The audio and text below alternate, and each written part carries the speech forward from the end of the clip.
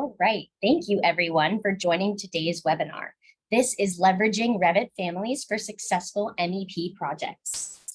On today's call, we are joined by some of the BIM experts from BIMTM. We've got Jeff Drews presenting today, the BIMTM president, as well as Jared Sutliff, the BIMTM vice president. And today they're going to be talking to you about using Revit Families for MEP workflows. So we will have time for a Q&A at the end of the call. Please use the Q&A tool in the toolbar to submit your questions, and we'll get to them at the end. This webinar is being recorded and we'll forward the recording to all registrants. You can also find all of the Evolve webinar recordings on our YouTube channel. So with that, I am going to hand it off to Jeff today. Awesome. Thanks, Maria. Hey, everyone. I'm Jeff Drews, one of the co-founders of BIM Technology Management. Just like many of you, my background is working in the MEP industry with many years as a BIM manager for an electrical contractor. So I'm well aware of many of the struggles that you encounter on a regular basis. All right. So who is BIMTM? We are a consulting and service provider whose main focus is MEP coordination and fabrication. We started here in Milwaukee, but we have branched out to various locations across the nation. We primarily focus on education, empowering our customers to become self-sufficient, and if they want some hand-holding on a project or to chuck one over the fence, we're here for that too. We also do 3D scanning, scan to BIM, custom content development, pretty much your one-stop shop for BIM. All right, so let's get to it. I want to start by asking everybody, who has created a Revit family? And I know this is a webinar and I can't see you raising your hand, but put it up anyways. Who's ever manipulated one? Who's ever placed one? Seeing 7, 10 hands raised there, Jeff. Nice. Who's ever placed one in a project? I'm assuming at this point, even if you aren't raising your hand, everybody should be raising their hand.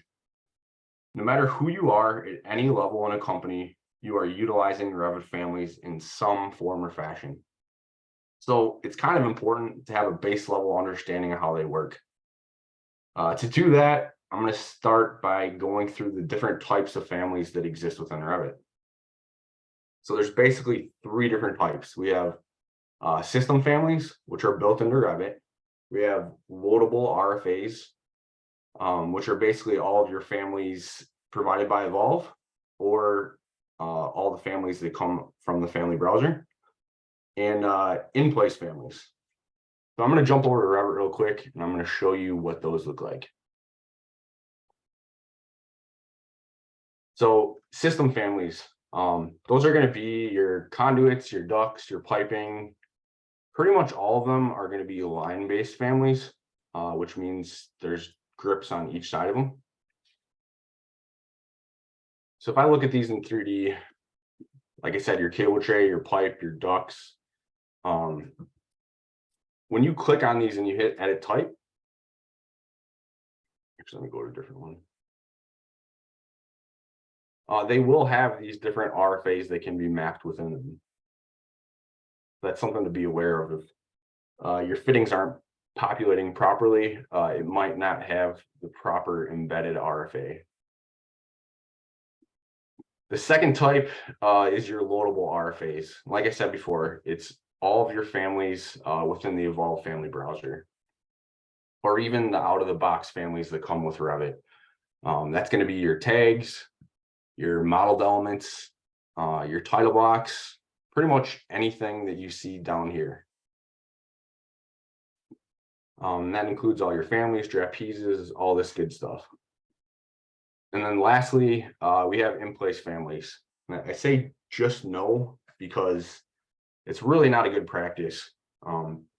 There is a place every once in a while, if you're not great with creating parametric families or something like that, it does fill a need sometimes, but it's definitely not the best practice. And I wanted to say that before I show you how to use it. But if I jump over to my architecture tab here and I go to component and model in place. I can basically pick any category I want here. And then up in my browser here, I can draw any form that I want. So I'm going to go into sketch mode and I'm just going to draw a rectangle here. And once I finish this, it's not a parametric family. It's a modeled element that takes up space, but it doesn't really contain any good information that can be utilized downstream. So what is a parameter? There's all kinds of different types of parameters here. We have built-in parameters, family parameters, project parameters, shared parameters, global parameters, and then there's type and instance. So it's a lot. And I think the easiest way to explain that is to jump back into Revit and kind of go through some of the different ones. So I'm going to go back to one of my system families here. And I'm going to look here, all these different parameters that come out of the box are built-in parameters. You can input information into them, but you can't really customize or change anything about them. They're just built into Revit. The next type that we have are family parameters. And I think the best way to explain family parameters is going to be to get into building a family. So for those of you who have never built one before, we're going to go File, New, Family. And then here, you're going to see all the different family templates that exist. So I'm going to go into English Imperial. And then I'm going to scroll down to generic model. And within generic model here, there's all kinds of different ways to host your elements. So if you want it hosted to a wall or a floor, or it to be a line-based family similar to your system families, you have to make sure that you're selecting the proper template to begin with. For this instance today, we're going to start with just a regular generic model, and then you're going to hit open here. I'm going to go through just kind of like what my best practices are on starting any parametric family. And that always starts with creating some reference planes. I'm going to go kind of quick, so try to bear with me a little bit. And I use a lot of keyboard shortcuts, so I will try to let you know what my keyboard shortcuts are, or maybe the first time I'll show you where they are in the ribbon. But right here is reference plane. And we can see that the keyboard shortcut is RP. It's in parentheses right behind it, or brackets, whatever that is. So I'm going to hit RP on my keyboard, and I'm going to draw one off to the side here. Then I'm going to select it. I'm going to mirror it.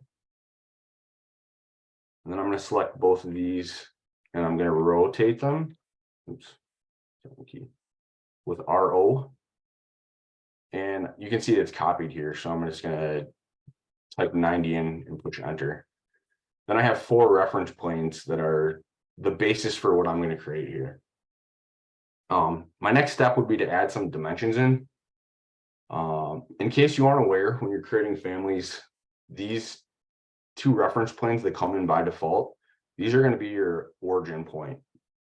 The family that I'm creating now, I want the origin point always to be dead center of that element. And to make that happen, we're going to add a dimension string across the top like this, and a dimension string across the side like this. And we have to make sure that it's one continuous dimension string so that we get this EQ thing off to the side.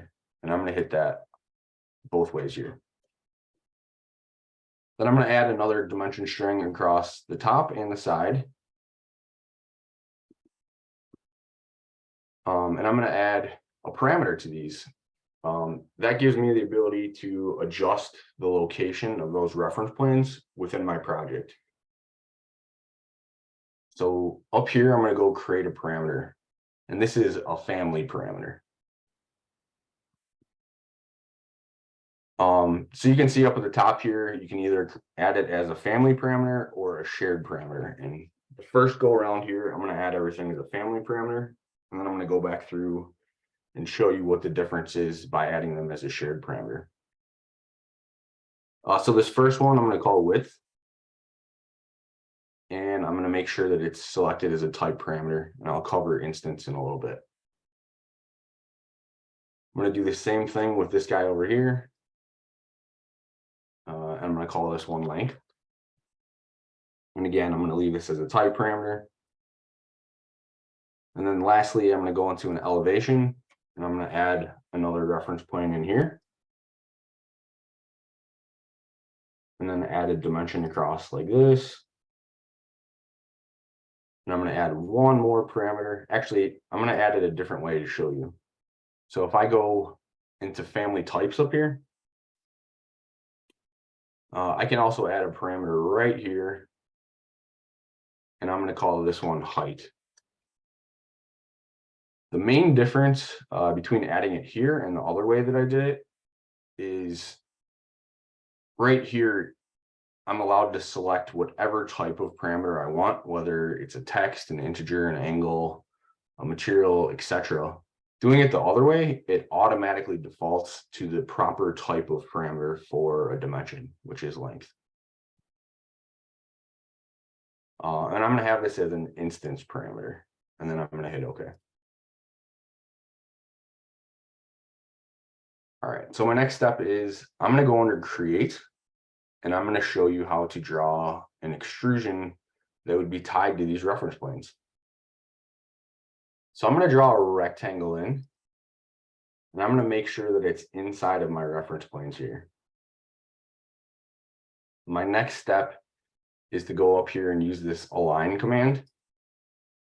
And I'm going to align the reference plane and this sketch line here, and I'm going to lock it in place. And this locking it in place is probably the most important step of everything. We want to make sure when this reference plane moves that the sketch or the modeled element moves along with it. So I'm going to go along and I'm going to do all four sides of this now.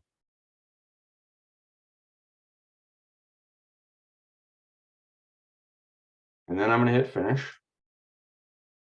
And I'm going to go into my front elevation, and I'm going to align. Align and lock that element in place right there.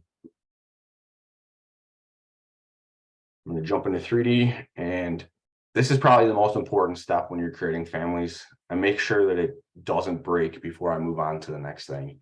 So I'm going to add, I'm going to change the dimension of my length and my width here. And as you can see, that element changed. You can see I forgot to do one thing. So if I go back to my front elevation here, I want to add the label onto this dimension for height. And you can see that changed the value there. And I'm going to change this to 4 feet as well. So it looks like everything's working as it should. I'm going to load this into my project. I'm going to show you kind of how this works within the project now. So as you can see, my insertion point is dead center of this element. And I'm going to place just a couple instances of this around here. So if I click on this, you can see when I scroll down that I have a parameter here that's 4 feet. And that is an instance parameter. Anything that shows up in your properties here is going to be instance. And when you hit edit type here, these are going to be your type parameters. So the main difference there is if I change this to 3 foot and 3 foot, it's going to affect all of the types. So everything that's a family 3. If I go into 3D here and I go adjust my instance parameters, you can see that I can adjust them on an instance by instance. So why is that important? If I was going to create a light fixture, for instance, I might have a troffer light in a project that might be various sizes, 2x2, 2x4, something like that. And we'd want to be able to create one family that we can create numerous types for.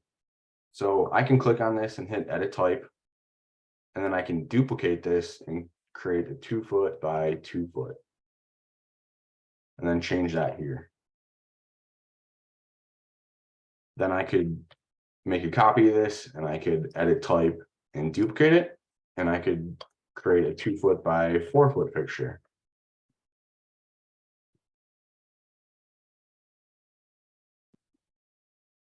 Which allows me to, I guess, control my data and organize my families a lot more efficiently. So instead of having all kinds of different families, and if I have to make an adjustment, then I have to open up each one individually. Now it gives me the control to edit one family and modify all of them at once.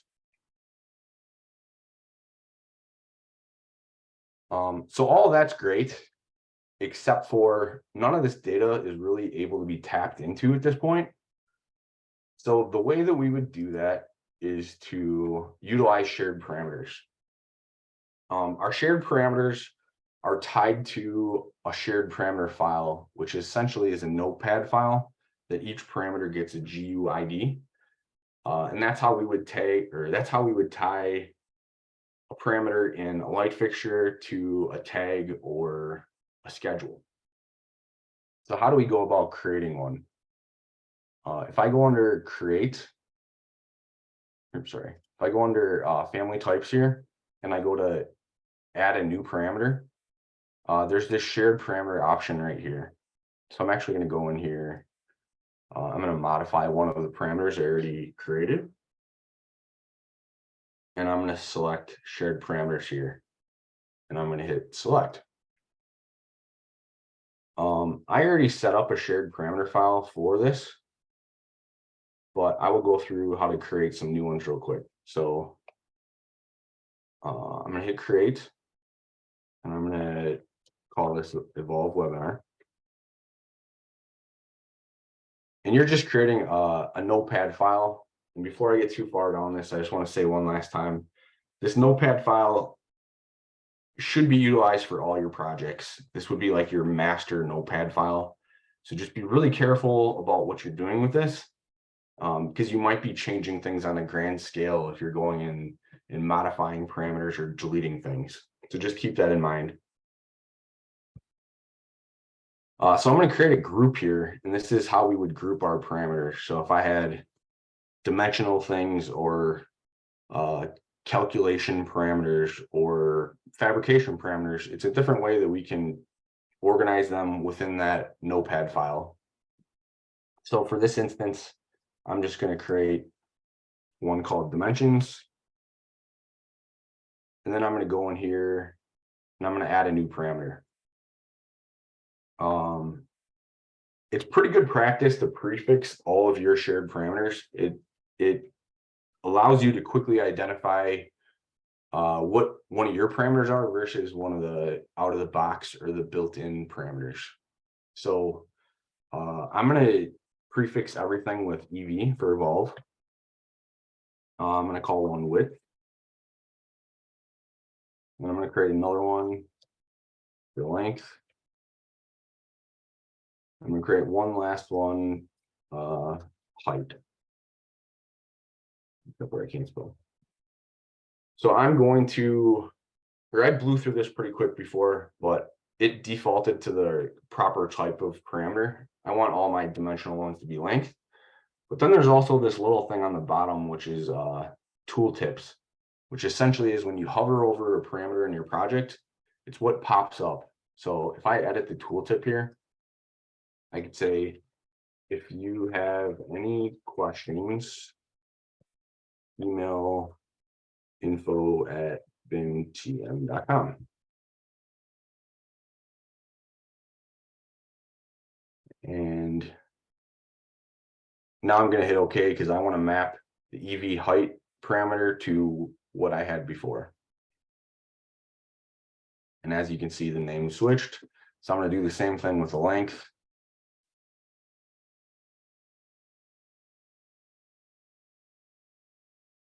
And the same thing with the width.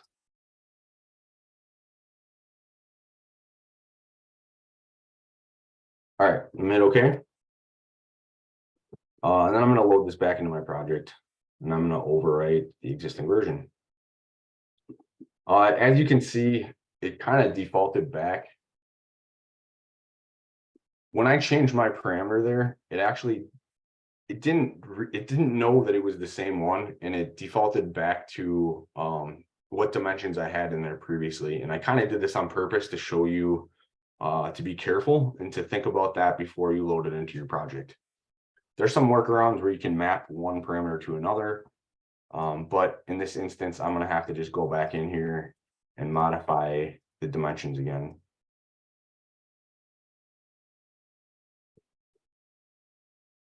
All right. So now that I have that in here, we can now utilize that data. So if I go under view, schedules and quantities, and I go to generic models, you can see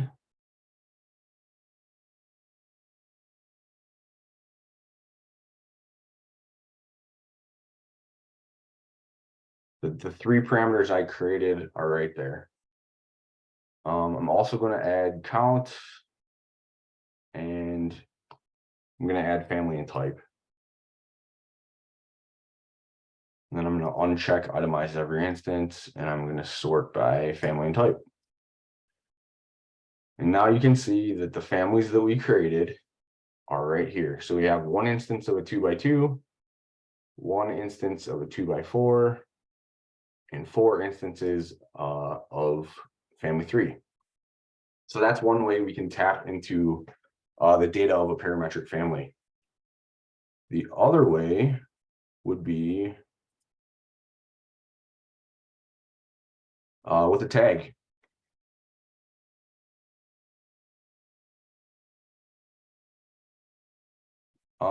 Aaron, I saw the question pop up about using one over another. I can get into that at the end.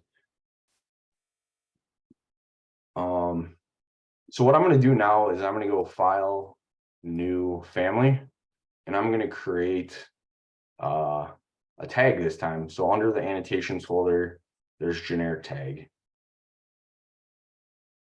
And this little red text is always there. It's just letting you know when you're creating a tag, you're always going to start with generic tag, and then you're going to come in here and you're going to change it to the proper category.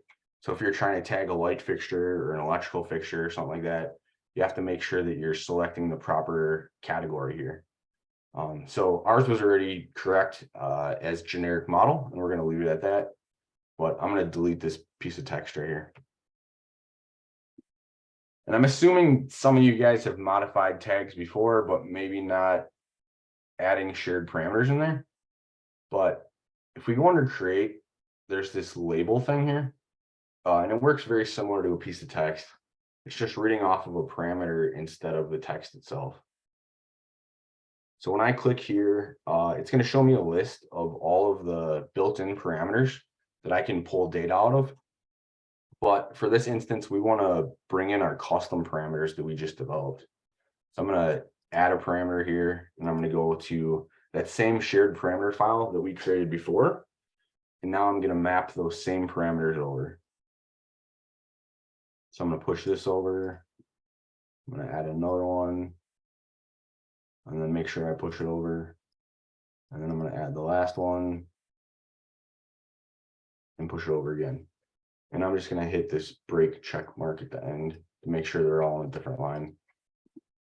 And then I'll just add one of the out of the box ones too. And I'm going to have type name.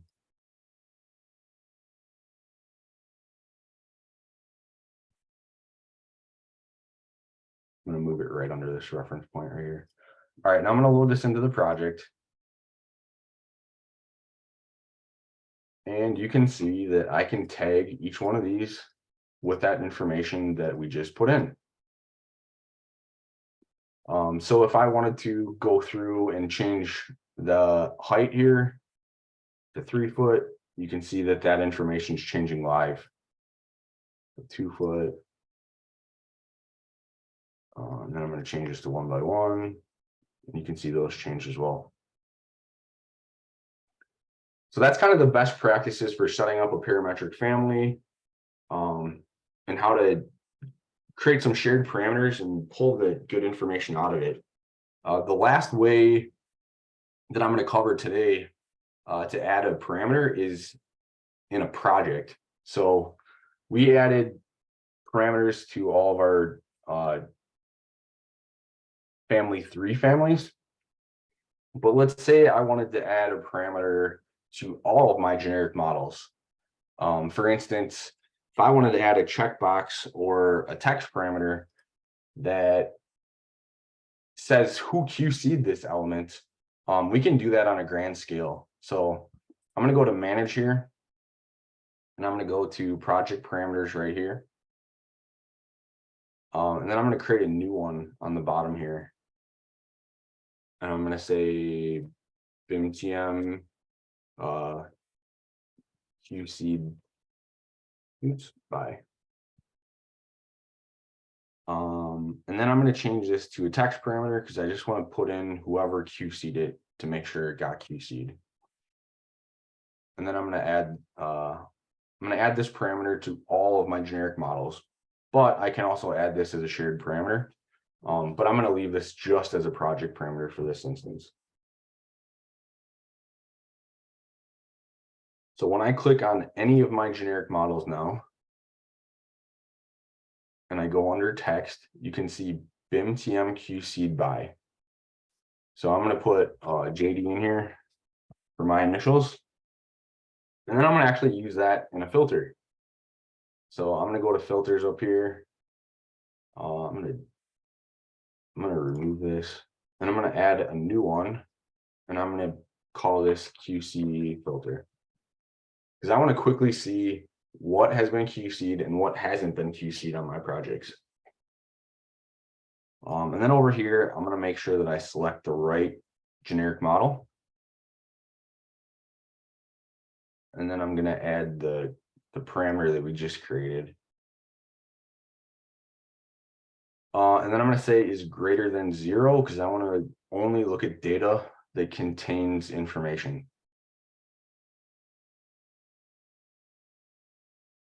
Then I'm going to add this to this view, and I'm going to say, I'm going to change my pattern to dots, and I'm going to make them red. Now you can see that this element is quickly displaying what information has been QC'd and what hasn't. So that's pretty much everything that I'm going to cover as far as how to add parameters into your projects, or even into your families, I should say. I'm going to actually go through a couple more things real quick. I talked to Amber Zinke, and she told me a couple things that were pretty common questions that Evolve customers were asking. So I wanted to make sure I covered a couple things that everybody could get some value in. And her number one biggest complaint that she heard was, how do we adjust the clearance color? By default, it comes in as this magenta color, and I wanted everyone to understand how and why it comes in that way and how to adjust it. So if I click on this panel and I hit edit family here, we can see that there's this clearance zone that's built into it. And I can see by clicking on this that there's another embedded family. So I'm going to hit edit family on that. And then I'm going to click on one of the elements in here, which is just a simple extrusion. Clicking on this extrusion, I can see two things right away. There's a subcategory associated with it. I'm not going to get into that today because it's a little bit more advanced. We can do that in a future webinar. And I can see that there's a material associated with it. So those are the first two things that I'm going to check in my project. All right, so I'm going to click on this and go into 3D here. And then I'm going to go under manage and materials and evolve clearance here. I'm already defaulted to it, but if you don't know, or you don't want to search for it, you can go up on the top and just type clearance, and it'll show you the proper one right here. And then at this point, it's as simple as changing this color right here. So if I want this to be green in my projects, I'm going to change this to green and then hit apply. And it takes a minute to process because there's many instances of it within the project.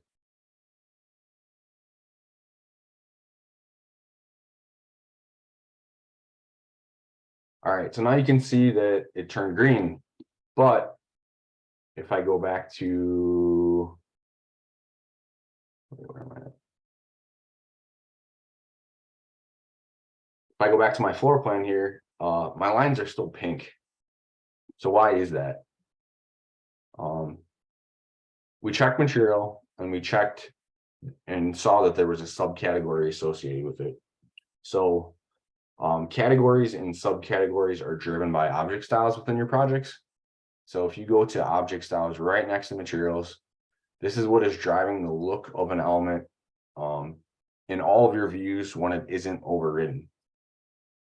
So if I go down to generic models and I plus this out, we can see EV clearances right here, and there's a magenta line and it's hidden that's driving the look and the feel on all of our floor plans. So I can change this to blue and then hit OK. And bam, we changed the look of that. So if I go back into 3D, you'll see it has blue lines and a green material associated with it. So feel free to change that as much as you want. The other thing that was a pretty common question was, how do I adjust the symbol on my receptacle? So I'm going to edit this family right here. And I'm going to go into a floor plan. And I'm going to zoom way in, and I'm going to see that there's all these different symbols that are embedded in my receptacle family here. So if I hit edit family on this, I already did this before, but I added a filled region in here. So if I modify this filled region and draw something like this, let's say this is a split receptacle.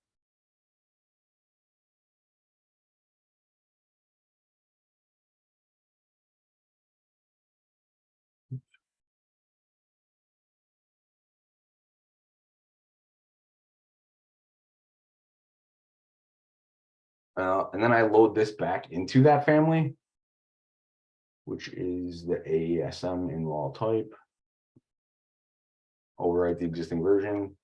And then I load this back into my project.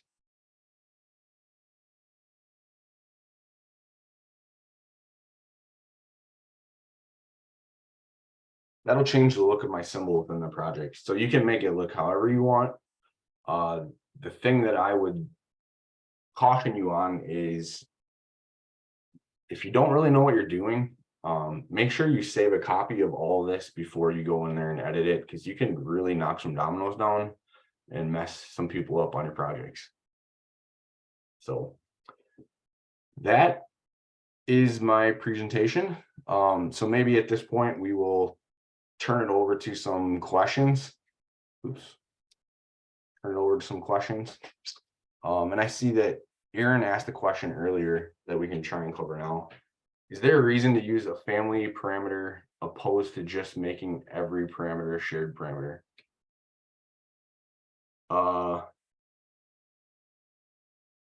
That's a great question. And that gets into some pretty advanced stuff. I mean, you could create a shared parameter for every single parameter, but then you might get a bloat of data. You might get too much data to try and sort through that isn't necessarily important. So let me go back really quick. I'm going to open up one of EVOLVE's families to just show you how complicated things can be sometimes. So if they went in and they created every single parameter in here as a shared parameter, your shared parameter list would be ginormous, and it would be really hard to try and sort through all that data in a project and utilize it efficiently. And that's mostly with your schedules. There's already a lot of parameters that they have. in their projects, and to add everything as a shared parameter would just be a bit overwhelming. So usually I'm like 50-50, 25-75 on shared versus family parameters. Pretty much anything, when I add a parameter that's just utilized for a formula, and I don't necessarily want to tap into that data, it'll just be a family parameter. But if I want to be able to tap into that data downstream, I make sure that it's set up as a shared.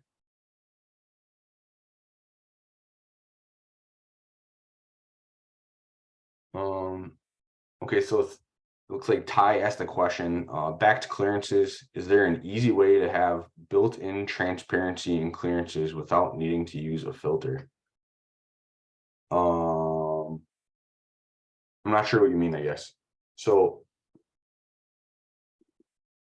this element, I don't think there's a filter on this view currently to show a transparency on it. So they set the material with the transparency, but there's a handful of different ways to do that, I guess. I would say making sure that your material, so if I go back into materials here, make sure that you have this checkbox to have transparency on. If it's not transparent, then it's going to cover up all your elements. Jason just asked the question, how do you keep families from assuming a system color when you connect to them? Chilled water piping is green and the pump skid came from the vendor when it's own group of colors. The moment you connect the family, it assumes green pipe color. I'm gonna be honest, I'm not really quite sure. I'm not really quite sure the answer to that. We would have to look at that from a case by case. Jared, I don't know if have you come across that before? Yeah, I've had it where the system colors are just dependent on how it was set up. As far as the vendor and the colors from the vendor, I haven't utilized anything with that and having it automatically change.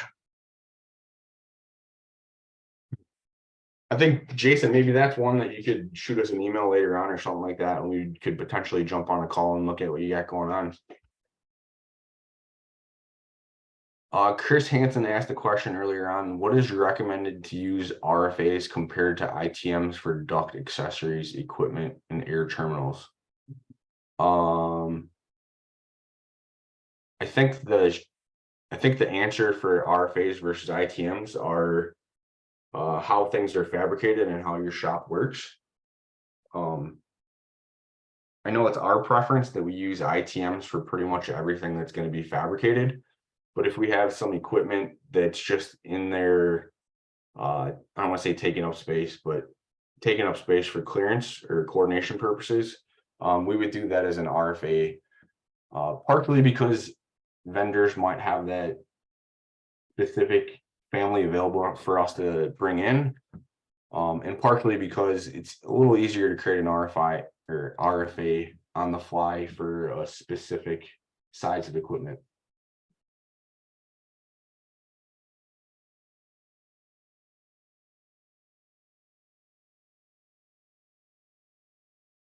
Jared, was that pretty much everything? That was the 4 questions that we've had thus far. Okay.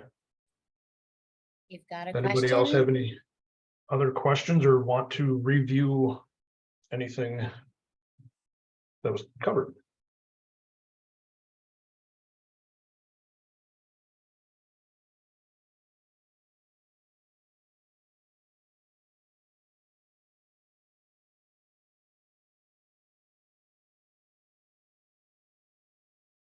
Oh, Jeff, it looks like you covered everything so well that nobody has any questions. You got 5 minutes back, I guess.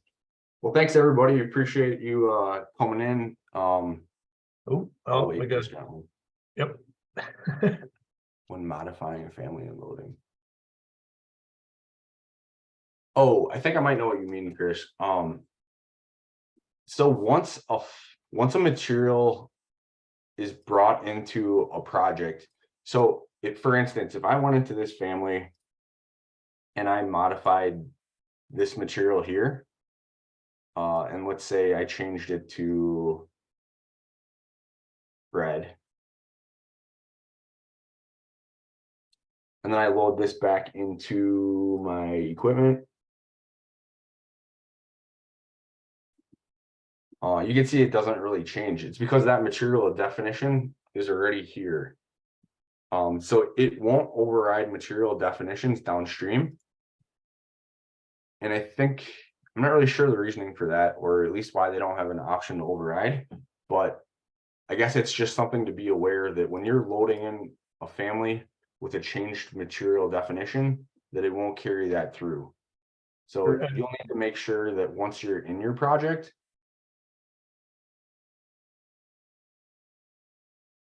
wherever that is, right here, that you're looking at that material definition right here in your project.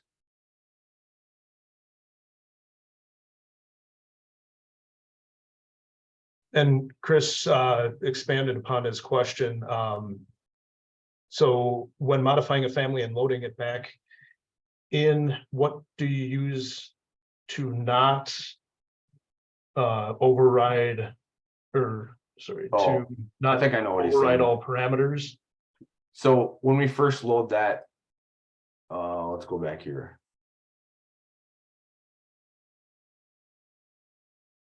So if I change, I'm going to add one in here. Actually, no, I'm going to modify this to 2 feet.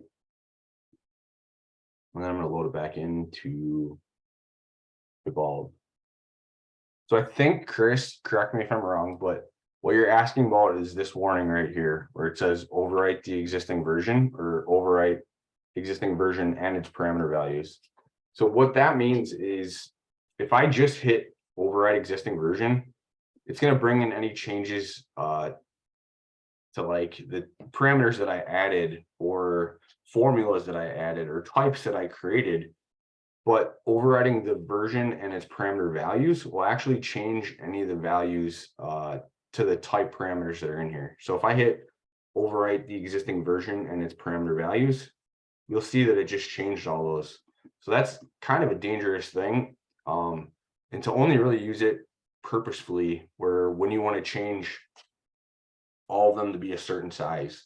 So if I go back in here and hit edit family again, oops, cancel. And I wanted everything to be 2 by 2 instead of 2 by 4. When I load this into my project here, if I hit override existing versions, I can control that very quickly. It does the same thing if I go in here and change it. You just need to make sure that you're selecting the right one without messing things up on a grand scale, I guess. I hope that answered your question, Chris.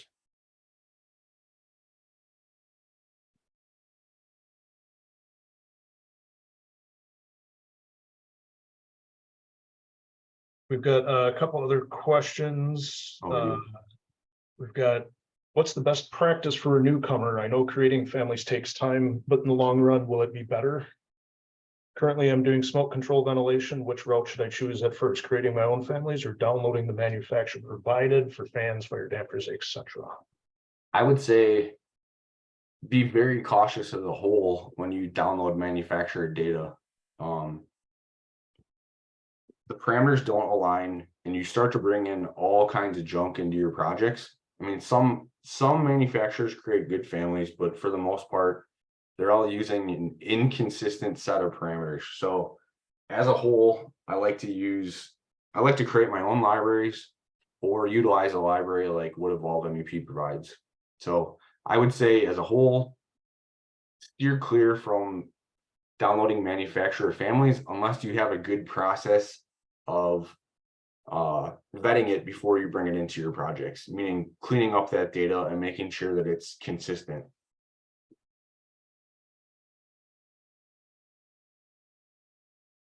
And then Scott asked the question, are family sizes larger than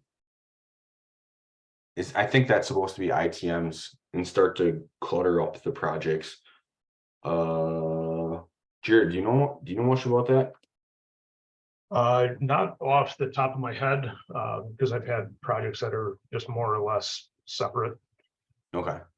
Yeah, I've been using Revit Families for a long time. I don't have a lot of experience myself with ITMs, but that would be a better question for someone else on my team.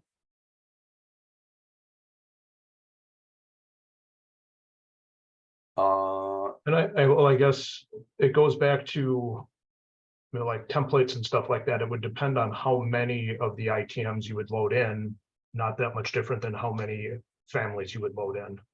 Both of them are going to add size to your projects, but when you're adding stuff in, bring in the elements that you need for that specific project, not just everything. Right. And Chris, I just showed that again real quick, but yeah, it does instance and type parameters. And it looks like Mike jumped on there real quick and he said ITMs are smaller than families. And I guess that makes sense to me.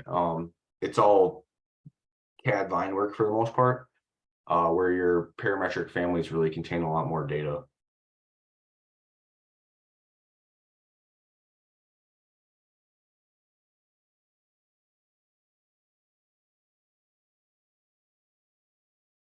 You said every evolve family is locked and cannot be edited.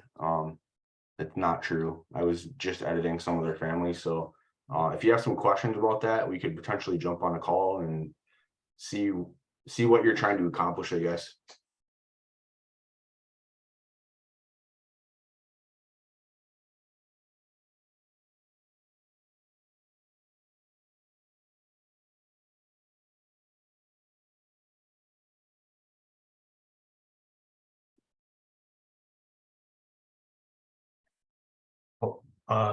Don't see any other questions here.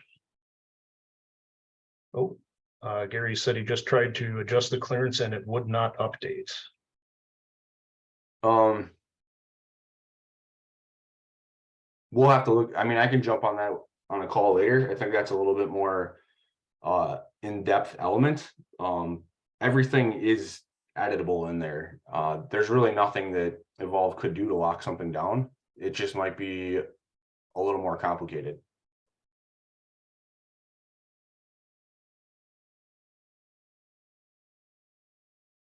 And Jason asked, any issues modeling content in other software and creating a Revit family? For instance, I received a lot of 3D AutoCAD content from vendors, and that's the workaround that he's been using. I mean, Jason, the only thing about that is when you bring in an element from AutoCAD, it's not parametric. I mean, you're bringing something in that represents the data, but you don't have the ability to flex it in the project.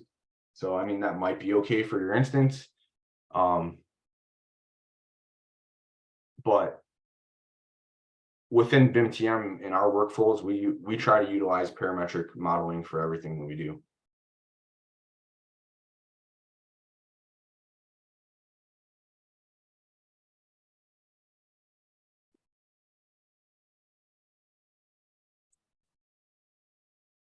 All right, and with that, I don't see any other questions unless somebody's typing one.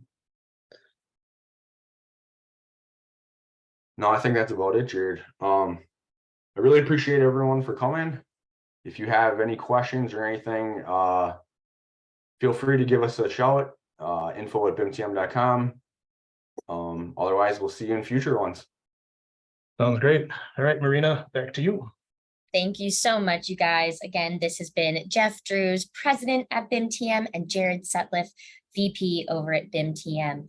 And we will be sending out an email that will include this webinar recording and also a link where you can reach out to those guys if you're interested. And remember, you can always find more past demos and webinars on the Evolve YouTube channel. And if you want to make sure to follow along with upcoming events, follow Evolve and BIMTM on all social media. Thank you so much, everyone, and have a great day.